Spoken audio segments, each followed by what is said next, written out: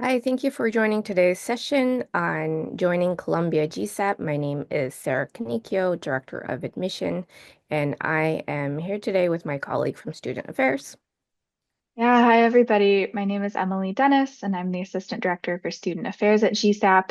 And I will be your first point of contact for all of the onboarding items that we're talking about today, to get you ready to come to Columbia. First off, congratulations on your admission. Um, You may have seen the welcome page that has been linked to your admission letter. That is the first point of contact to view the different registration links for the online sessions that will help you make your final decision. Please note that all of these online sessions are going to be recorded and will be available through the welcome page. Once they're ready, we hope to get them up and published within the next couple of days. And when you go on to this page, you'll be able to link to different student work, and that would give you an idea of what you might be doing at GSAP. Additionally, we have shared a link to the After You're Admitted page, and this is what we're going to go over with you today to give you a visual idea of the next steps of onboarding. And feel free to reach out to us at any stage with questions. We're here to help. First off, you have already received your CUID, which is also the PID number, and that was sent to you by email from the Student Affairs email alias. And again, all of these sessions will be recorded so that you can reference to make an informed decision about your best fit program.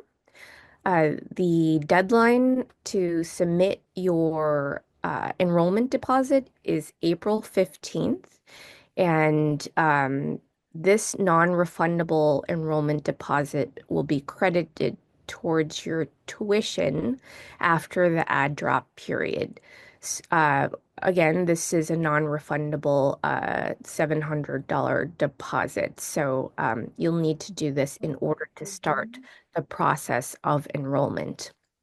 And if you have been admitted to a dual degree program and would like to pursue that, please do submit your reply form in each program and let us know. You only have to pay one single enrollment deposit, and we will mark that off for you on your record. And again, this link for the After You're Admitted page is available in the emails that we send and also in your admission letter to reference at any time before April 15th. And of course, when you're ready to, you don't need to wait until April 15th. You can submit your enrollment deposit at any time to get started.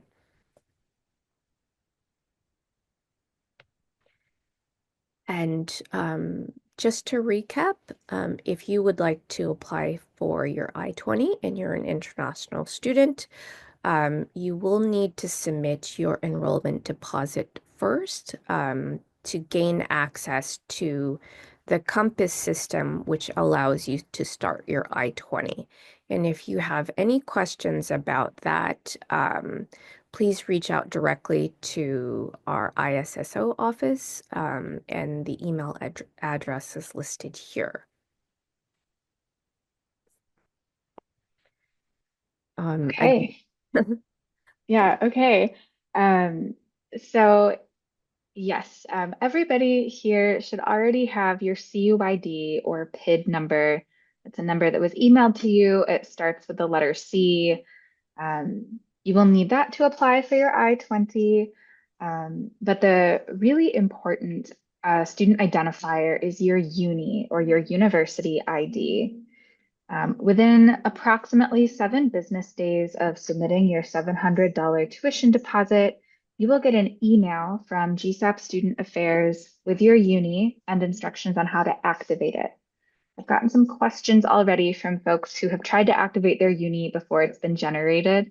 I appreciate that you're really working to get all your onboarding items done, but you do need to wait for it to be generated and sent to you via email. Once you get your uni via email, please follow the instructions from CUIT to activate the uni, and then you'll be able to set up and log into your Columbia University email account known as Lion Mail. It's hosted by Gmail, and you'll be able to start all of the other onboarding items that I'll be talking to you about today. A quick note about your Lion Mail account. GSAP Student Affairs will not contact you at your Lion Mail email address until the start of classes. We will only be contacting you at the personal email that you used when you applied to your GSAP program of choice. So it's really important that you keep your eye on that inbox. You're welcome to start using your Columbia Lion Mail account, but all official school communications will be sent to your personal email address.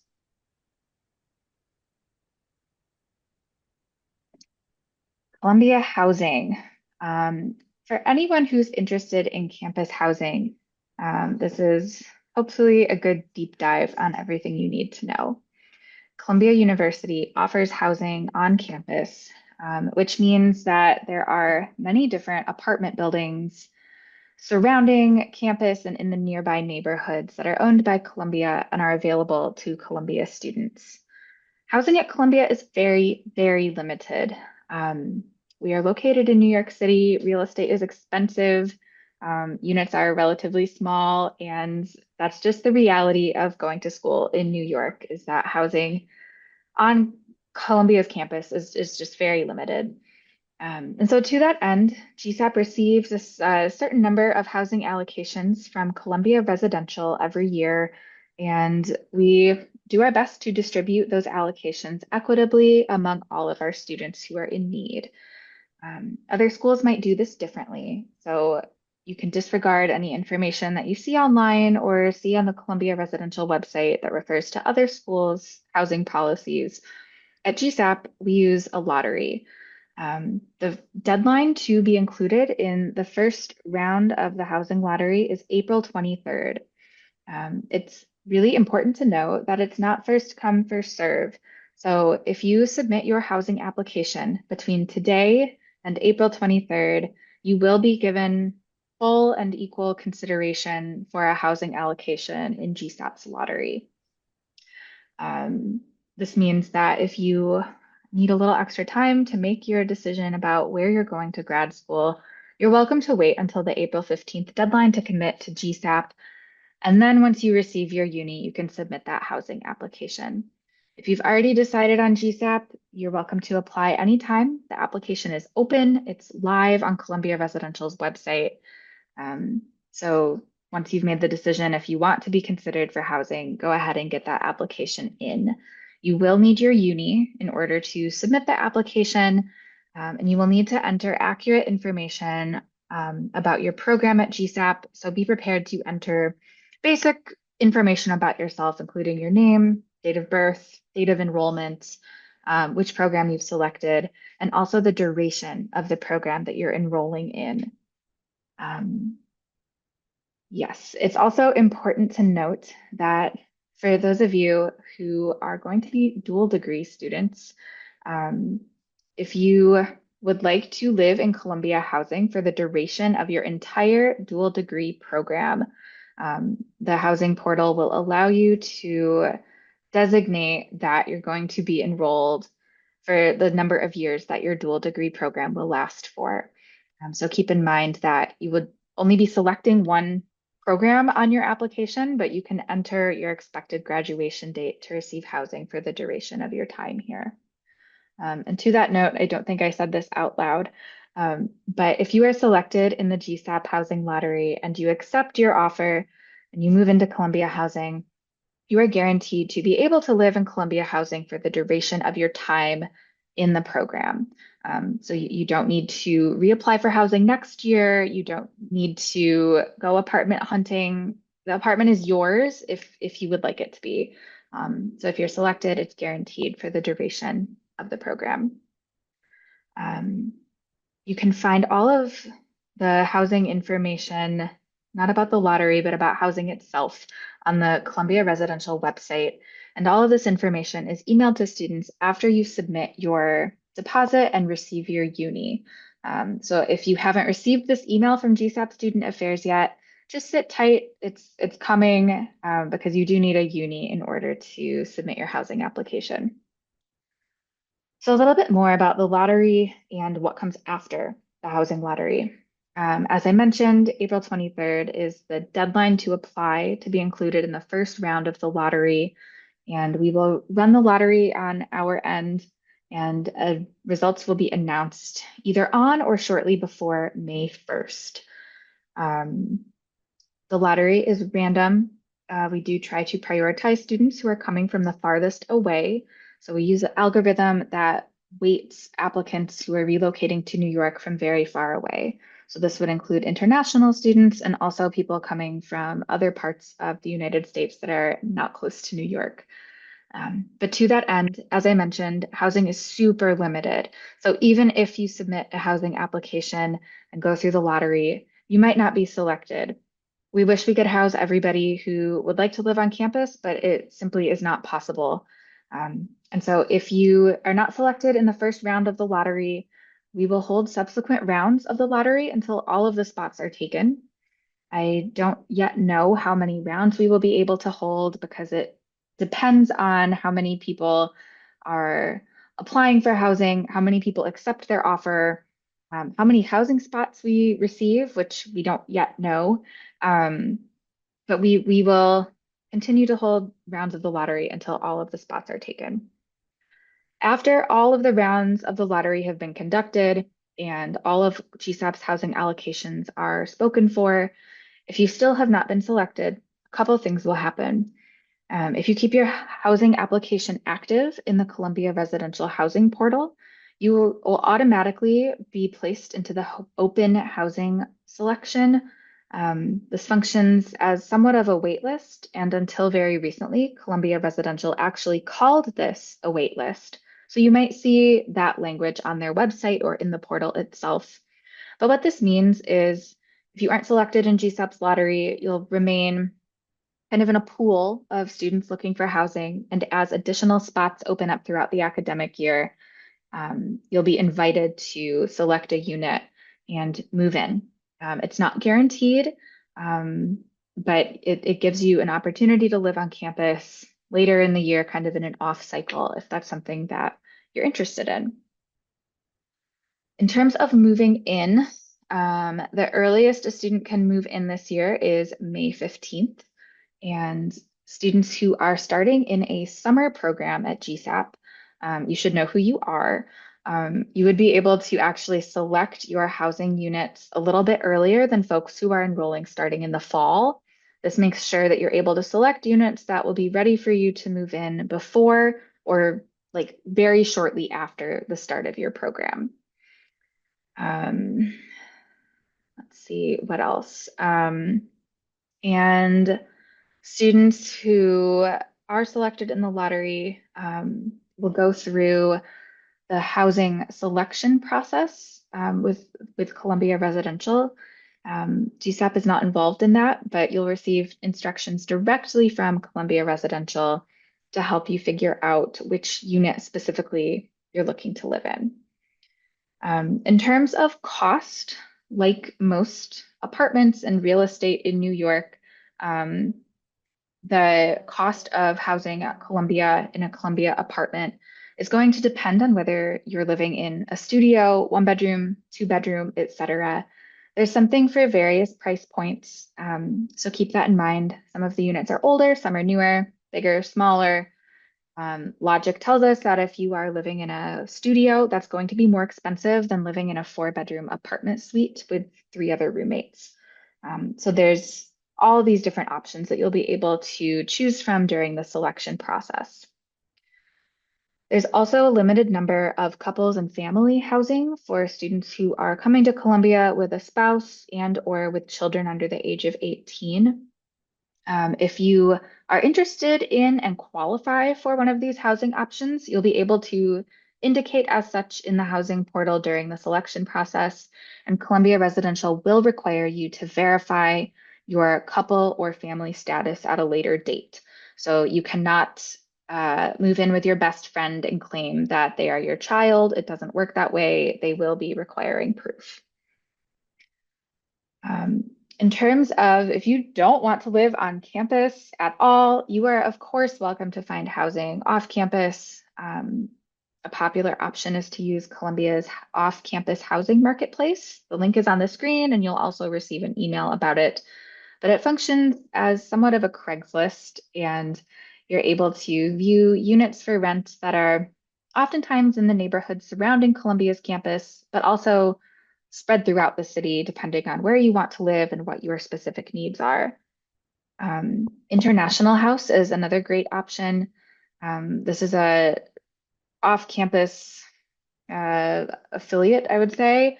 The iHouse in Morningside Heights is located very close to the GSAP campus. And it is dorm style living for students at Columbia and other graduate programs across New York City. So you can reach out to them for more information if you're interested.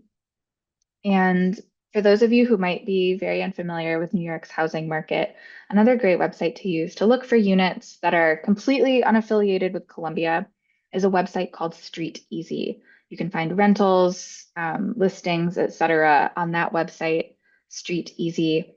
But I will be really clear, it's not affiliated with Columbia whatsoever. And of course, if you have questions about housing that I haven't answered here, you're welcome to reach out over email, and I'm more than happy to talk you through what the whole process looks like. Okay, moving on to immunization requirements. This is maybe some of the most important information I will be sharing today. If there's one thing you need to know, it's that you absolutely 100% must submit your immunization requirements. This is not optional. This is required by New York State law. It is not just Columbia policy, it's law. So all students are required to submit proof of MMR immunity, that's measles, mumps, and rubella. And you're also required to verify your decision on the meningitis vaccine. Columbia is no longer requiring COVID vaccine documentation in order to enroll. So this is really important, not just because it's law and you need to comply with this requirement, but if you fail to upload your immunization records in a timely manner, a hold will be placed on your student account. When there's a hold on your account, that means that you are not able to register. You also would not be able to order a copy of your transcript. In some cases, extreme cases, you would be unable to graduate. That won't apply to any of you because you are brand new students. But the ability to register is huge. If you fail to upload your immunization requirements before registration begins, you won't be able to register. That's why this is so crucial. If you want to enroll at Columbia and wish to register for classes, please take a moment to submit your immunization requirements as soon as you get your uni. If you don't have your uni yet, I still recommend that you look in your records, pull out your filing cabinet, do whatever you need to do to locate your immunization documents now so that you're ready to upload them as soon as you're able to. All of these records are sent directly to Columbia Health, and you will upload them to the Columbia Health student portal. If you don't know what that is, you will get an email about it once you submit your $700 tuition deposit. And it will be very clear where to go and where to upload these records. But it all goes to Columbia Health. Please do not send it to me. Do not send it to Sarah. Do not send it to anybody at GSAP. It needs to go in that Columbia Health portal. And Columbia Health processes records manually by real human beings. So it does take, depending on when you upload it and how many other students have uploaded records, it can take anywhere from 1 business week to 3 business weeks. So this is especially crucial for folks who are starting a program in the summer. Please, please do yourselves a favor, do all of us a favor, and find your records and upload them as soon as possible. If you are an international student and your records are written in a different language, you may be required by Columbia Health to provide an English language translation confirming receipt of your immunizations.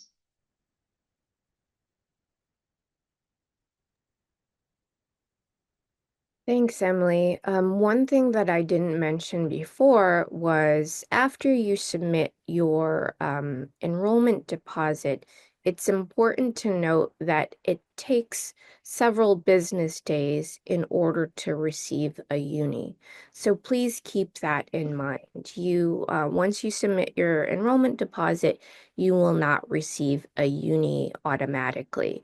It will take approximately 7 business days. And once your uni is generated, it will be emailed to you and with instructions on how to activate it to begin all of these enrollment steps, starting with activating your uni. And if you are an international student and you want to start your I-20, then the uni needs to be activated. So thanks for all of that, Emily. And the next step is to think about getting all of your final transcripts, and the MARC prerequisite is one of those things. So if you haven't completed this at the time of admission, and please note this is only for students enrolling in the Master of Architecture programs. All other students do not need to complete the prerequisites. This for the Master of Architecture program. This is just for Master of Architecture students who have not completed this at the time of admission. So, Masters of Architecture students, you may remember in your application that you needed to self-select the prerequisites that you have completed during your undergraduate program.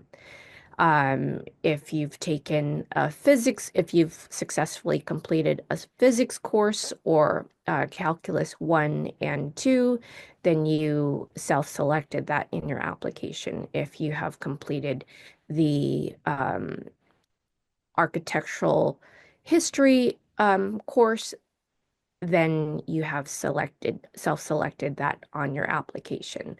But if you didn't do these things, then you self-selected that they were in progress or you plan to do it before you enroll. And to check this, you will be able to see this status on the enrollment checklist, and that's located on the status page of your application portal. Um, these need to be completed before you enroll. So classes begin on September 2nd for Master of Architecture students. Um, right now is a good time to take a look at the offerings that are near where you are, or you can search for online options as well. These prerequisites must be completed at an accredited institution for credit. So right now is a good time to take a look at what's being offered during the summer. Register for those courses. If you are unsure about the course description, please reach out to us at arch_admissions, and we'll be able to review the course description to let you know if that would fulfill the prerequisite.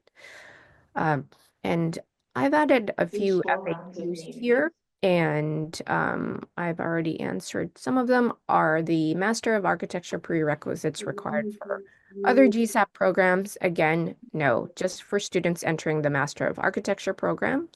And the next question is, I have not fulfilled my prerequisites. Where can I take these? And you can take them at any accredited institution. It could be online or on campus. If you have questions about the courses that you think you might be registering for, please reach out to us.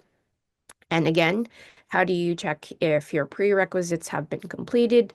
Please review the enrollment checklist on the status page of your application portal. And what date do they have to be completed by? They have to be completed before you enroll. So if you are registering for courses this summer, then you'll probably complete them by the end of July. And at that time, once you've completed it, you have to request that official transcript to be sent directly to us via Parchment or National Clearinghouse. And if you have any questions about that, please let us know.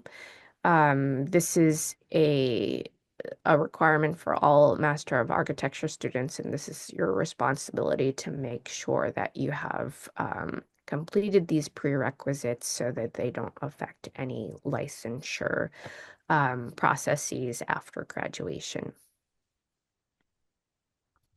And the next. And associated with that is the credentials verification. And this is also shared on your admission letter. If you have any questions, you can also check the checklist on your admission letter and go to the after you're admitted page, which is what we're going through now. These references are there for you throughout your enrollment process. And one thing students do at the time of application is you upload your unofficial transcripts directly into the application portal. And regardless of whether they were official to you at that time or not, anything that is uploaded at the time of application to the application portal, they're considered unofficial. And once you confirm your enrollment, then all of those transcripts will need to be verified. So all of those transcripts must come directly from your registrar's office through Parchment or National Clearinghouse if you have attended undergraduate programs in the US, or if your school does another electronic secure method, then that should come directly through that channel as well. Some frequently asked questions. One, my degree has not been conferred yet. Should I request my final transcripts now? The answer is no. The final transcript must include the date that your bachelor's degree has been conferred. If you are still in progress, still working on your spring semester, uh, wait until your bachelor's degree is confirmed, and then you should request that final transcript. If you have done this prematurely and your transcript does not include your bachelor's conferred date, then you will need to request this again. We need to make sure that you have that credential in order to enroll. And next question we get a lot. I have attended multiple colleges and I transferred credit to fulfill my bachelor's degree. Do I have to submit all of the transcripts from the schools I've attended? So just as you had done during the admission stage, all of these transcripts must be sent directly to GSAP. We will not accept only one transcript. All of these transcripts need to be verified. If you have any questions about maybe a one credit course that you've taken, please let us know and reach out to us directly at arch_admissions, and we can review that. But if you have taken multiple credits at many universities, for example, 15 credits at one university, 20 credits at another, you will need to submit those official transcripts. They need to be sent directly to GSAP through Parchment or National Clearinghouse or other secure method. And next question we get a lot is, I've completed my undergraduate degree outside of the US. do these transcripts need a course by course international credit evaluation and verification? The answer is yes. So in this case, all of that comes directly from the evaluating service. So you will need to work with the service that you're choosing.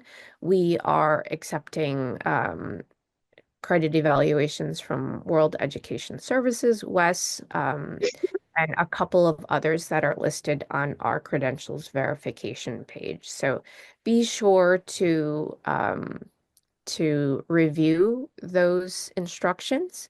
You will need to coordinate this on your own. We will not be reaching out to your school to do this for you. So you need to select the evaluating service that you would like to use. And they're all listed on our credentials verification page. And um, you have not completed an undergraduate degree at an international institution, and you've taken some courses at an institution in France, maybe you took 15 credits.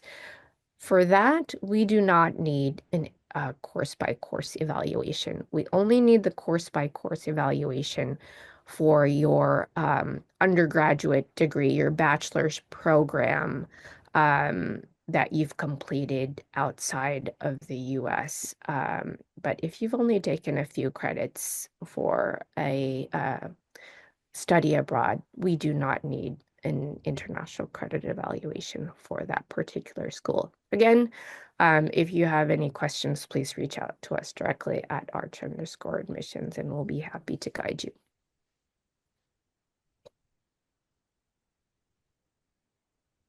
Okay. So a few other pieces of onboarding items that you need to take care of. The first is uploading a photo for your university ID card.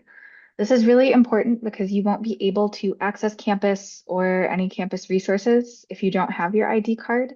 So as soon as you receive the email from Student Affairs with a link to upload your photo, please do so.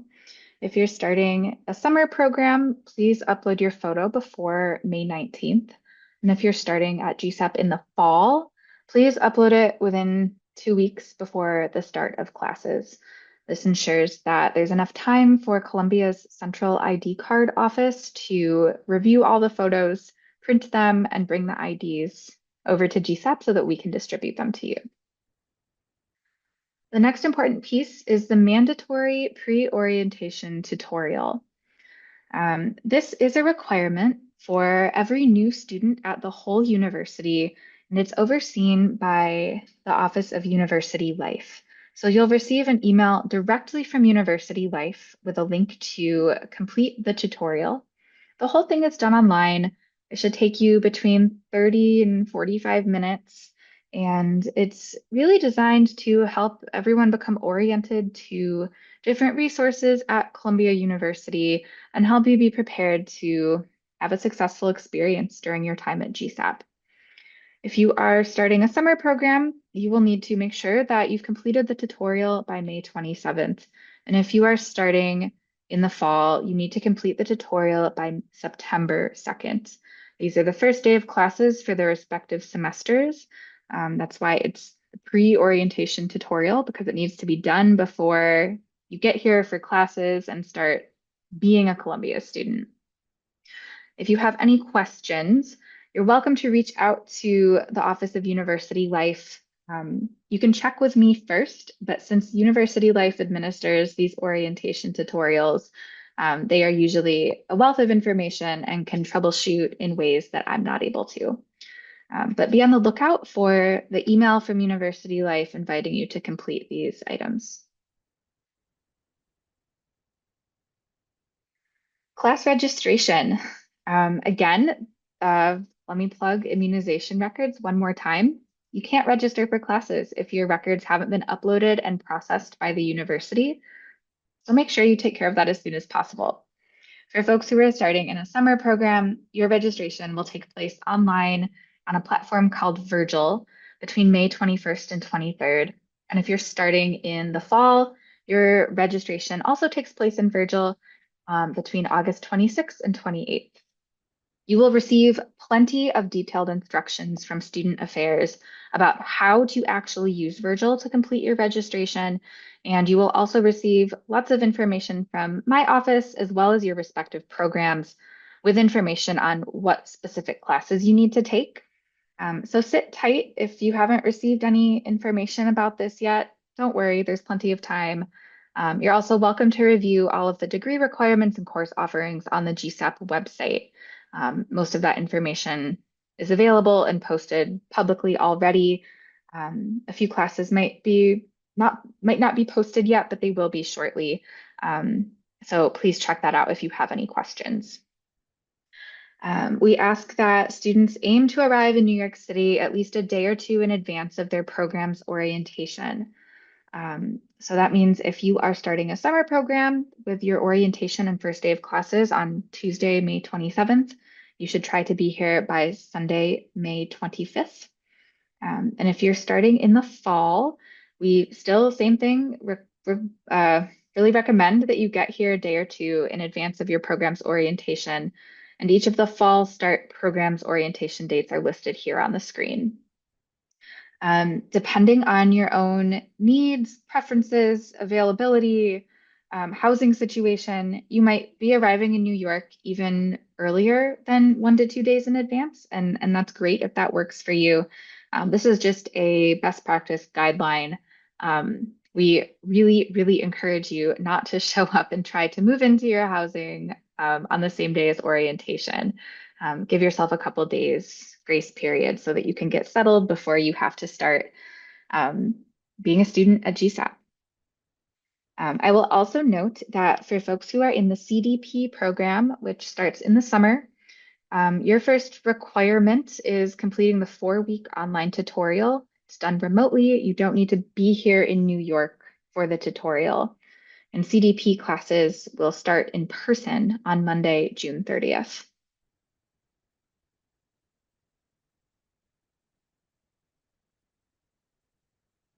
Oh, Sarah, you're muted. Thanks, Emily. That's it for next steps. And again, those those steps are a bit loose depending on when you decide to begin the enrollment process by submitting your enrollment deposit. So April 15th is the deadline. But if you decide to enroll sooner, then your uni will be generated within 7 days of that. So you'll get that sooner. So just keep that in mind. If you decide to enroll on April 15th, there is that 7 business day buffer before you receive your uni and activate that to begin all of these steps. And we're here to help you along the way. We know that it's a really important decision to process all of the things, and including um, going to attending the online sessions and meeting with faculty, engaging with students to make your final decisions. And we're here to help. Um, this last slide includes all of our contact information from when you, even before you make your decision and after you decide to submit your enrollment deposit. So you can reach us at arch_admissions for anything related to the transcript requirements, prerequisites, but we'll also try to field your questions about other things and connect you to the right people. So thanks so much for joining us, and don't hesitate to reach out if you have questions.